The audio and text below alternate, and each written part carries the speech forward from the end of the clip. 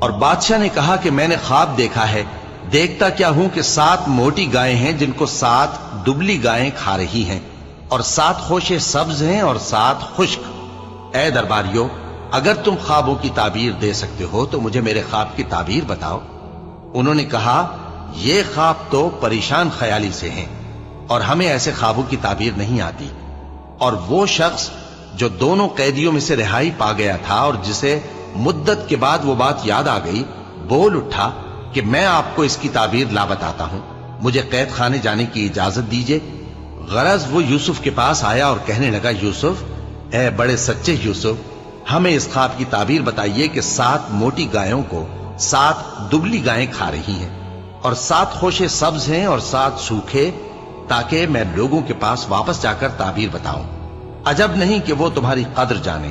انہوں نے کہا کہ تم لوگ 7 سال متواتر کھیتی کرتے رہو گے، تو جو غلہ کاٹو تو تھوڑے سے غلے کے سوا جو کھانے میں آئے باقی کو خوشوں میں ہی رہنے دینا۔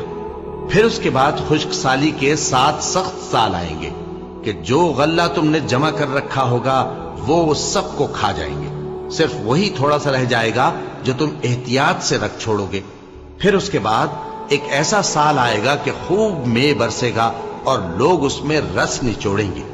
اور یہ تعبیر سن کر بادشاہ نے حکم دیا کہ یوسف کو، اور بادشاہ نے کہا کہ میں نے خواب دیکھا ہے، دیکھتا کیا ہوں کہ 7 موٹی گائیں ہیں جن کو 7 دبلی گائیں کھا رہی ہیں، اور 7 خوشے سبز ہیں اور 7 خشک۔ اے درباریو، اگر تم خوابوں کی تعبیر دے سکتے ہو تو مجھے میرے خواب کی تعبیر بتاؤ۔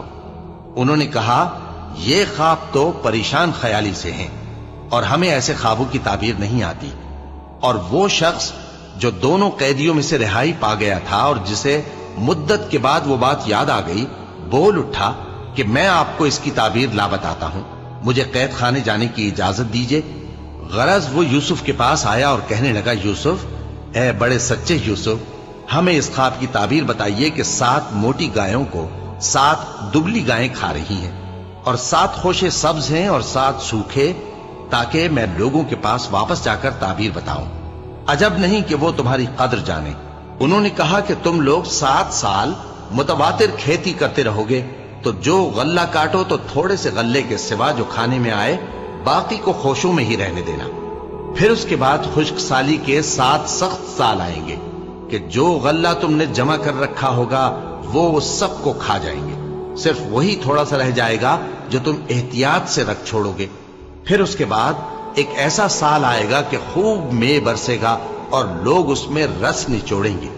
اور یہ تعبیر سن کر بادشاہ نے حکم دیا کہ یوسف کو